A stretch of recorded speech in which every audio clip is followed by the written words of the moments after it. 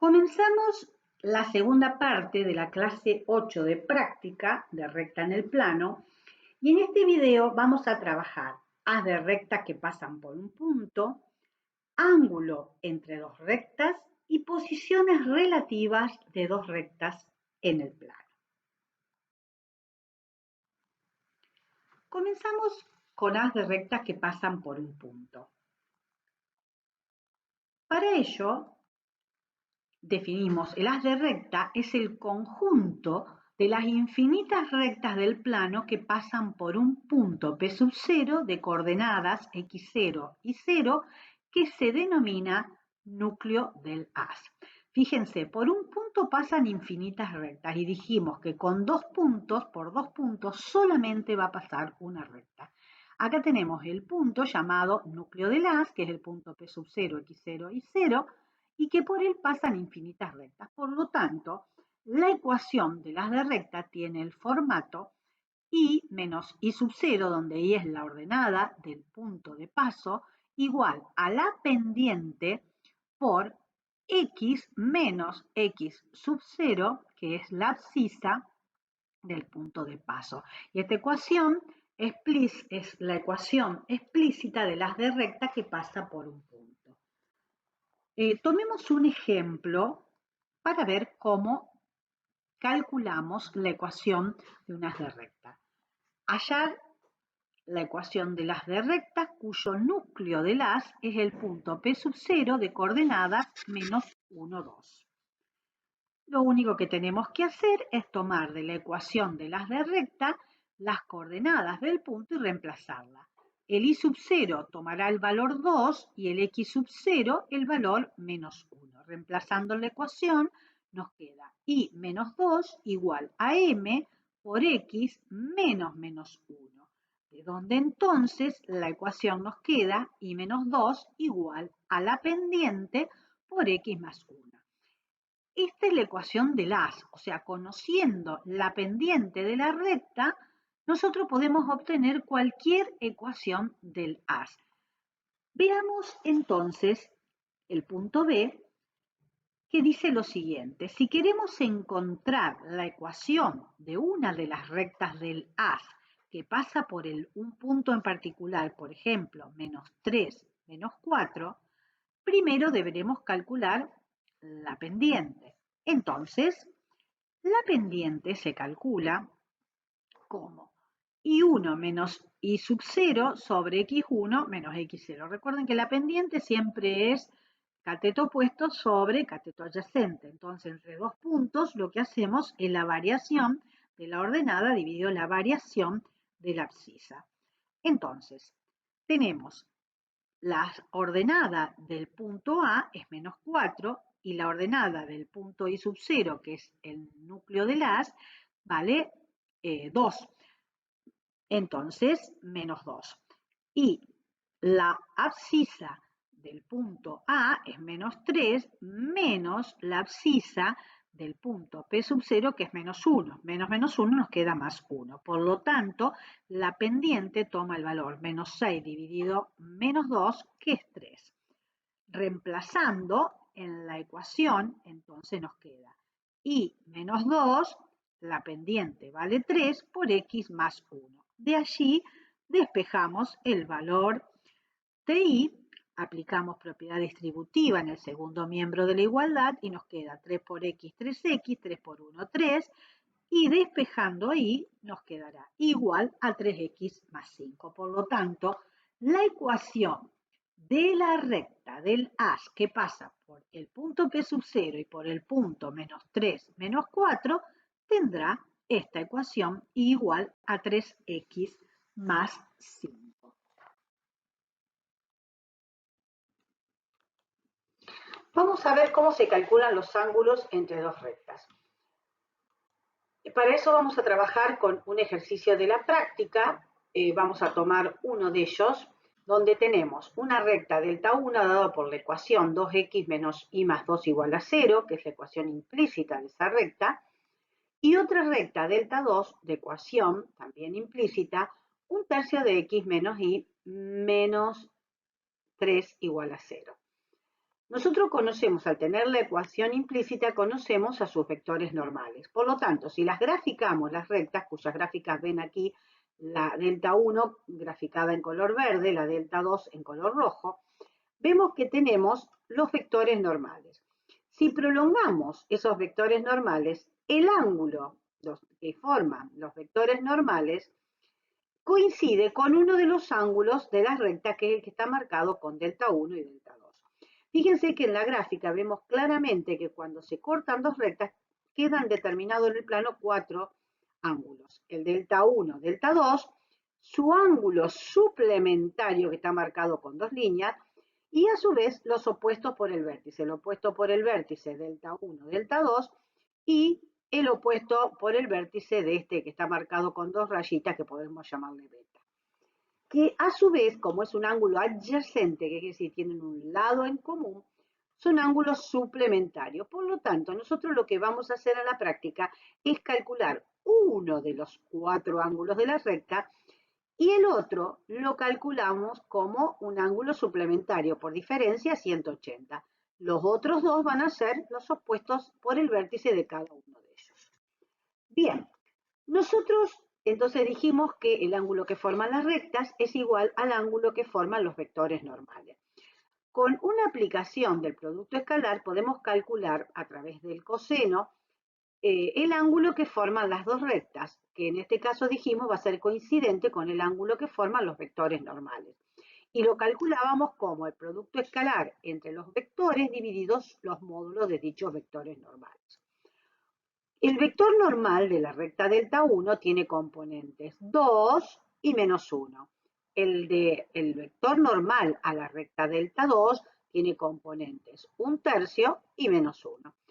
Lo que hacemos ahora es calcular el coseno del ángulo que forman los vectores normales, con la expresión que vimos anteriormente.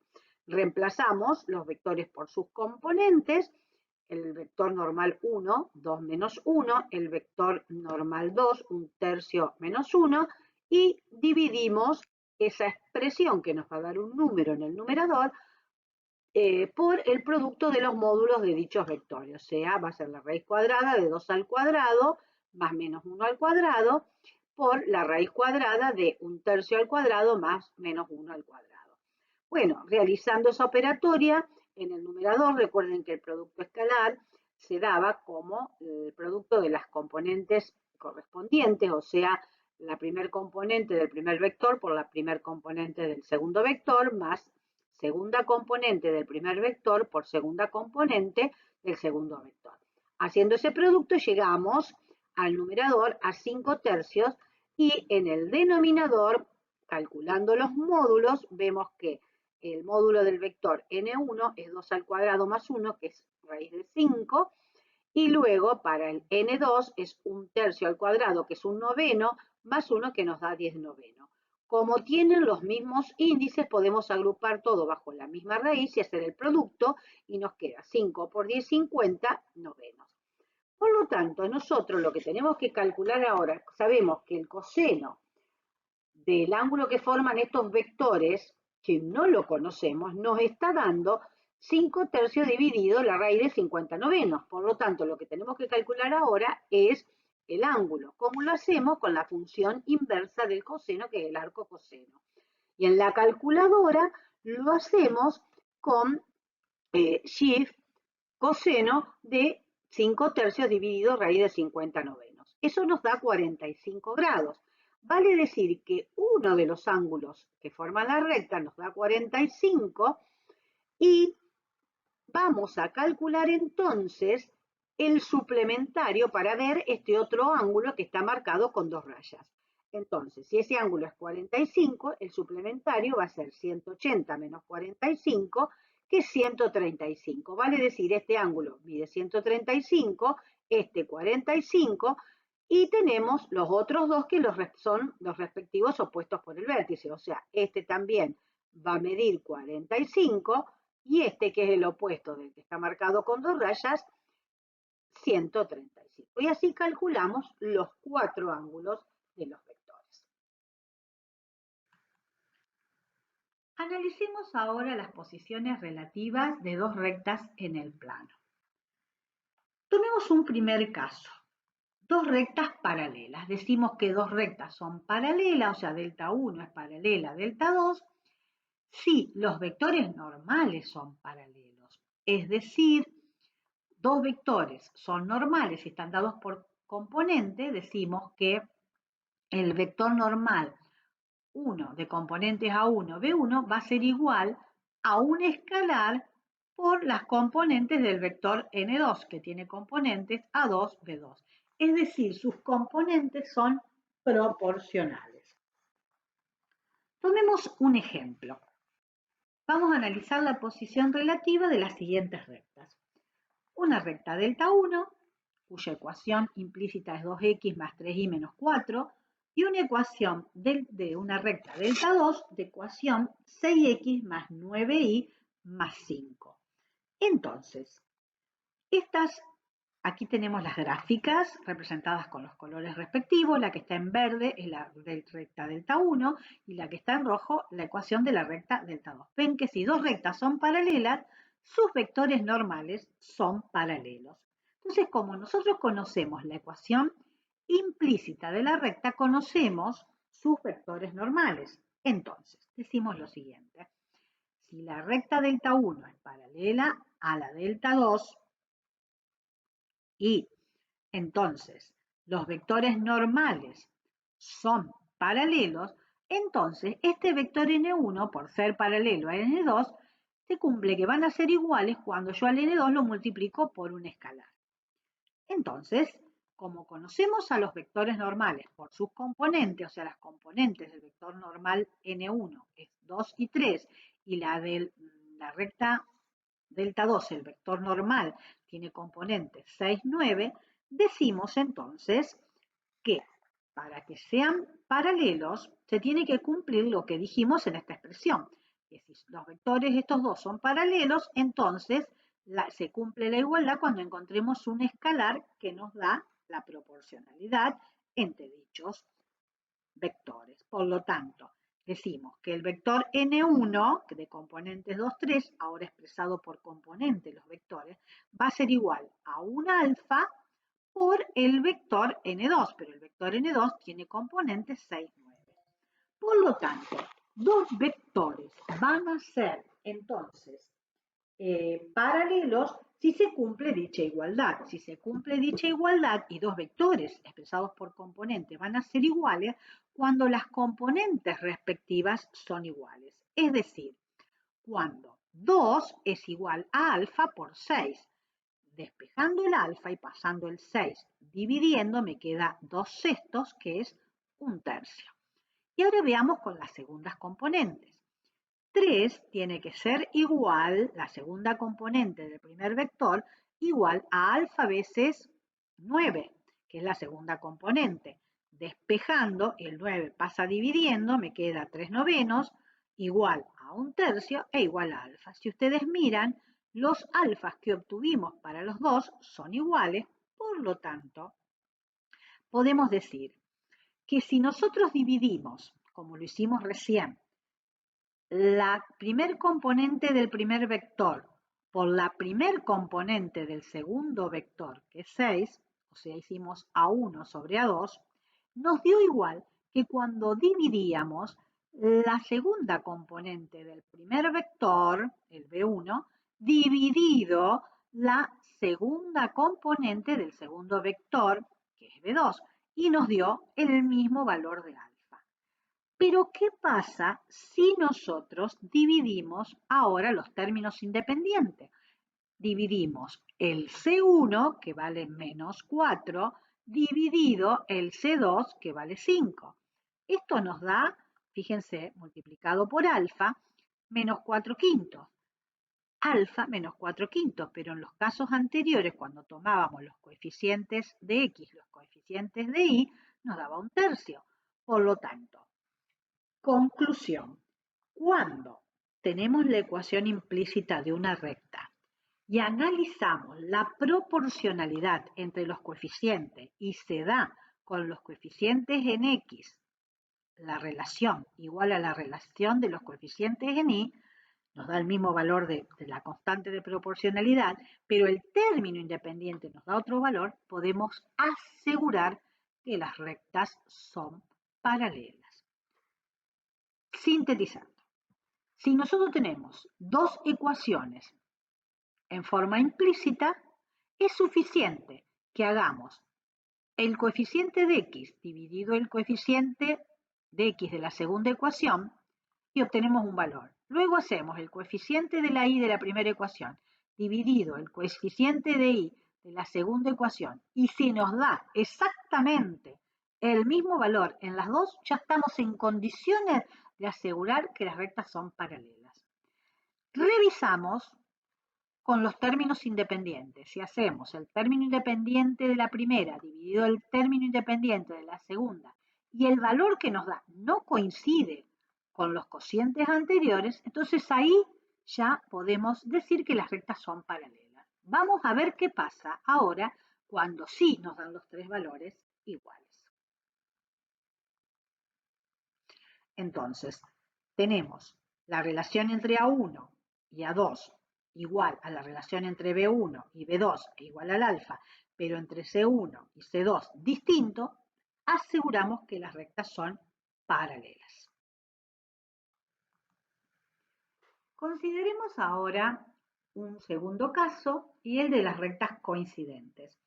Para el caso de las rectas coincidentes, el símbolo de coincidencia, delta 1 coincide con delta 2, de modo tal que hablamos de coincidencia cuando los coeficientes, la relación entre los coeficientes de x, o sea, el A1 dividido a 2, me da lo mismo que el coeficiente de las y de las ecuaciones de las rectas, o sea, el B1 dividido B2, e igual al cociente entre los términos independientes de las ecuaciones de las rectas. Es decir, que podemos decir que la ecuación de una de las rectas será proporcional o un alfa por la segunda ecuación, donde ese alfa pertenece a los reales y es distinto de cero. Consideremos un ejemplo para entenderlo. Analicemos la posición entre las siguientes rectas. La recta delta 1 de ecuación 2x más 3y menos 4 igual a 0, la recta delta 2 de ecuación 6x más 9y menos 12 igual a 0. La representamos a las rectas y ¿qué ocurre? Cuando las representamos, las dos rectas nos quedan ubicadas en la misma posición del plano. A su vez, tenemos de la recta delta 1 un vector n1 que tiene componentes 2, 3. El vector normal de la recta delta 2 tiene componentes 6, 9. Si nosotros comenzamos a aplicar la relación de proporcionalidad que habíamos visto, decíamos que estos vectores iban a ser proporcionales cuando, o eran paralelos cuando sus componentes son proporcionales. Es decir, 2 es a 6 alfa, y de ahí despejando el alfa, pasando el 6 dividiendo, nos queda 2 sextos, que es un tercio. Veamos para la segunda componente, 3 debería ser igual a alfa por 9, de donde despejando alfa, el 9 pasa dividiendo, nos queda 3 novenos, que es un tercio, y nos queda alfa. Y ahora consideremos el término independiente. Menos 4 debería ser igual a alfa por menos 12. Pasando el menos 12 que está multiplicando, dividiendo, nos queda menos 4 sobre menos 12, un tercio, que es el valor de alfa. Ahora observamos que los alfas son iguales en las tres relaciones. Por lo tanto, si nosotros hacemos el cociente entre A1 y A2 y nos da igual que B1 dividido B2 e igual que C1 dividido C2 y nos da igual a alfa, podemos asegurar que las rectas son coincidentes, es decir, su representación en el plano están ubicadas en el mismo lugar. Ahora vamos a analizar otro caso. Analicemos ahora el caso de rectas perpendiculares. Si dos rectas resultan perpendiculares, delta 1 es perpendicular a delta 2, entonces el coseno del ángulo que forman, que obviamente es de 90 grados, nos va a dar 0. Eso implica que el coseno de los vectores normales también nos va a dar 0. Y entonces el producto escalar de dichos vectores da 0.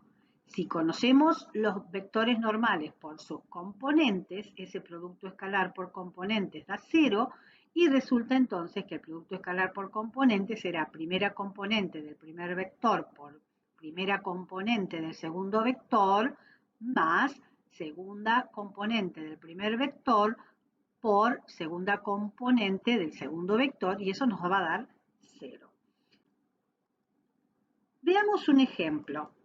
Tomemos el ejemplo de delta 1 de ecuación 2x más 3y menos 4 igual a 0 y delta 2 menos 3x más 2y más 9 igual a 0. Si nosotros tomamos los representamos aquí con verde delta 1 con su vector normal, en rojo delta 2 con su vector normal, como podemos ver el ángulo que forman delta 1 y delta 2 es de 90 grados, pero también el ángulo que forman los vectores n1 y n2 es de 90 grados. Entonces, considerando las componentes de los vectores n1, 2, 3 para n1 y el vector n2 menos 3, 2, si nosotros hacemos el producto escalar entre esos vectores, n1 escalar n2, o sea, el vector n1 de componente 2, 3, escalar el vector n2 que de componente menos 3, 2, va a ser 2 por menos 3, que son los productos de las primeras componentes, más el producto de las segundas componentes. 2 por menos 3 menos 6, más 3 por 2, 6, que nos da 0. Entonces sacamos como conclusión que el vector n1 es perpendicular a n2, lo que implica que delta 1 es perpendicular a delta 2, o sea, que las rectas resultan rectas secantes. Geométricamente dos rectas se cortan solo en un punto cuando no son paralelas.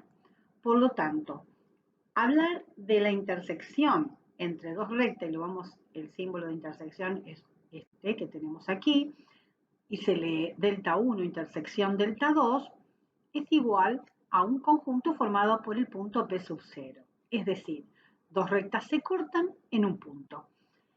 Entonces, si se cortan en un punto, la relación entre las primeras componentes de los vectores normales de las dos rectas, o sea, A1 es A2, y esa relación va a ser distinta a la relación entre las segundas componentes de los vectores normales, de las rectas dadas en forma implícita. Por ejemplo, si tenemos dos rectas, la recta delta 1 de ecuación 2x menos 4y más 1 igual a 0 y la recta delta 2 de ecuación menos x más 3y menos 1 igual a 0, representadas en color rojo con la recta delta 2 y en verde la recta delta 1, y vemos que se cortan en un punto P sub 0. Hagamos la relación entre las primeras componentes de los vectores normales, o sea, 2 respecto a la primer componente del segundo vector normal de la recta delta 2, que es menos 1, o sea, A1 es A2, 2 dividido menos 1 nos da menos 2. Cuando hacemos la relación entre las segundas componentes de los vectores normales, o sea, B1 en relación a B2, nos queda menos 4 de la primera ecuación dividido 3. Vemos que esos valores son distintos, o sea, A1 dividido a 2 es distinto de B1 dividido a B2. Por lo tanto, las rectas no son paralelas. Si no son paralelas, obviamente se van a cortar. Si nosotros quisiéramos encontrar el punto de intersección, ese punto P sub 0 en forma analítica, o sea, calcularlo, porque ahí lo tenemos en forma gráfica, debemos resolver el sistema de ecuaciones lineales que se forma con las dos ecuaciones de las rectas dadas, delta 1 y delta 2. Resolvemos el sistema por el método que elijan, sustitución, igualación, suma y resta, Y de allí, despejando los valores de x y de y, obtenemos, que no lo es el cometido de este ejercicio, sino que solamente indicar cómo se procede en forma analítica para encontrar el punto, es resolver este sistema de ecuaciones, de donde encontramos que x1 es un medio, como lo verán gráficamente, e y2 también un medio. Por lo tanto, el punto de intersección tiene, el punto P sub 0, tiene coordenadas un medio para x, un medio para y. Con esto damos por finalizado el tema de recta en el plano y continuamos en el próximo video con plano.